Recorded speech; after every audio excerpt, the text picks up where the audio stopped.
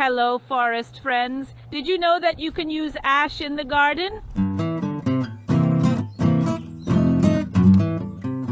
As I spread it, I generously sprinkle so it covers the pasta like Parmesan cheese. Take a look at this reference image. It'll assist you with applying the correct amount of ash. In this video, we explore the various applications of ash while emphasizing the necessary safety measures to be taken. The ash used for gardening in our homes originates from the combustion of high-quality wood in stoves and fireplaces. It is crucial to remember that we must avoid burning treated materials as they are unsuitable for creating ashes for gardening purposes. Moreover, the ashes produced from burning charcoal can be beneficial for our gardens.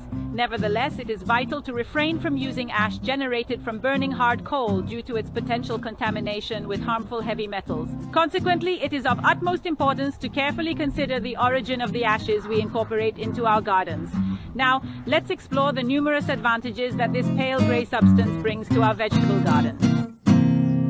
Ash can be quite beneficial in the vegetable garden as it contains various essential elements such as phosphorus, potassium, magnesium, and calcium.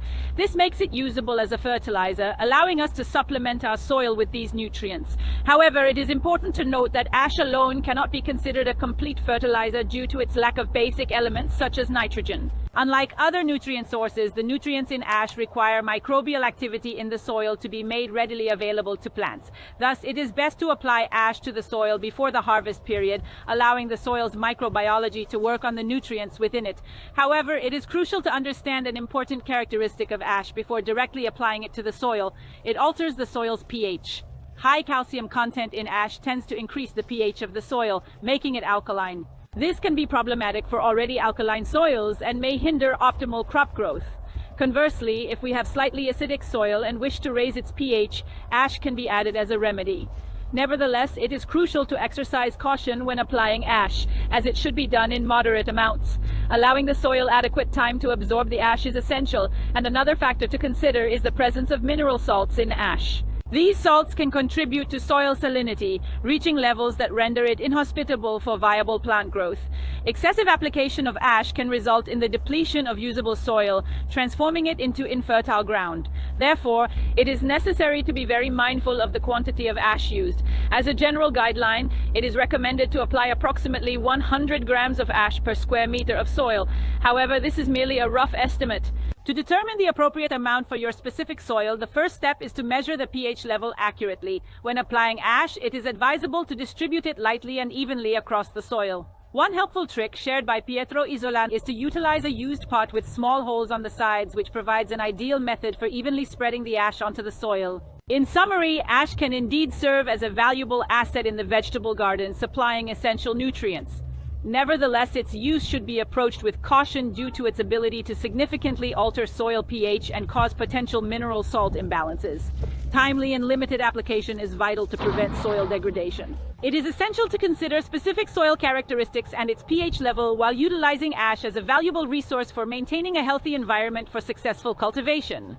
Create a sprinkle pattern to achieve a subtle filtering effect, allowing me to lightly apply dust where I want to, or you can use an old sieve if you prefer. The ash should be integrated within the soil, so the best time to put it in is when you are doing the tillage.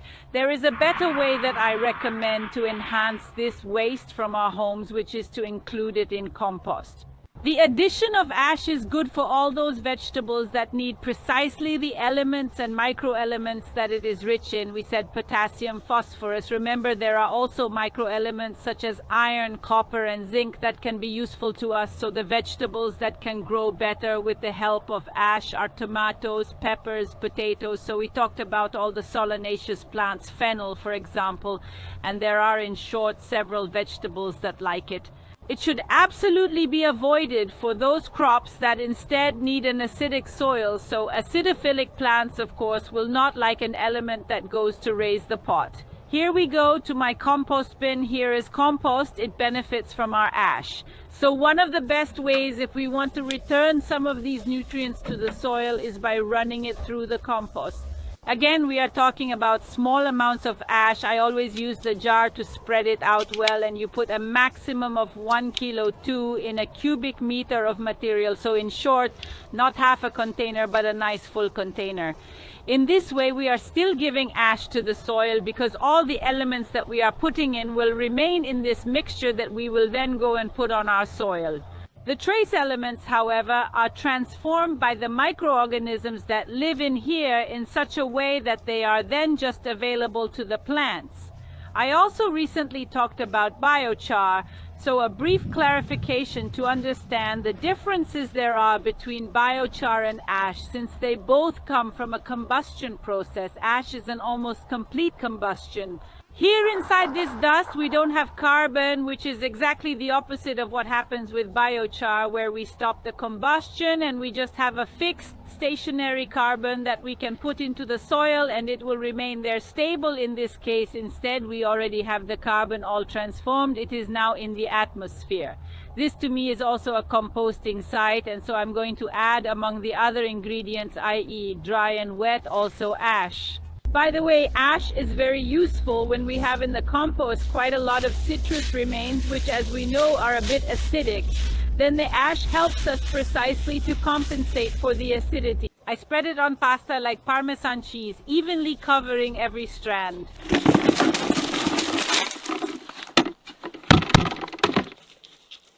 One of the ways we discovered to enrich the soil is by using ash. Ash is particularly beneficial when it comes to raising chickens.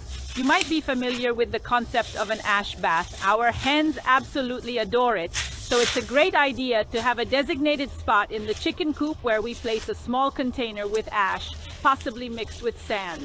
The hens often gather there to roll around in the ash and take a bath. This activity is extremely beneficial for them. Evidently, they instinctively know that it helps them deal with parasites. If we were to examine the ash under a microscope, we would see tiny sharp flakes. These flakes are capable of damaging and even killing parasites like mites or fleas that tend to infest the hens. In addition to its use in the chicken coop, ash also serves as a vital defense mechanism in the vegetable garden, acting as a barrier against slugs and snails. Allow me to demonstrate how to create this protective barrier, although I must clarify that this demonstration is purely instructional. Unfortunately, the vegetables have grown significantly, and as a result, the slugs have already enjoyed a feast on them. Thus, at this stage, creating the barrier would be of little use. Go ahead and construct the barrier. About this wide, about 10 centimeters. Along the whole perimeter of the vegetable garden you want to defend. 10 centimeters wide. This physical barrier is impassable to slugs because if they crossed it, their body would remain soaked in this material which is desiccant, so as long as it is not wet, because when it then gets wet, the ash loses this characteristic it protects from slugs. Clearly, one cannot exaggerate in the amount of ash to put in the vegetable garden. So again, we can put it once, but do not repeat this treatment too many times. Otherwise, we will then damage the soil. In addition to the vegetable garden, ashes can also be very useful in the home. And in the past, they were invaluable for washing a lot of things, including linens. And we used to make rano, which was the practice of soaking sheets to bleach them in water made of ashes and boiling water. Anymore, but it can still be useful for other types of cleaning at home anyway. In this video, we focused on the uses in the garden. Ash is a fertilizer that contains elements that are useful to the earth, but it should be used with great care. First of all, knowing its origin, we do not risk putting ash that comes perhaps from processes or materials that are not clean, and therefore we are going to pollute the soil. Thanks always for following us, and see you in the next video. Bye.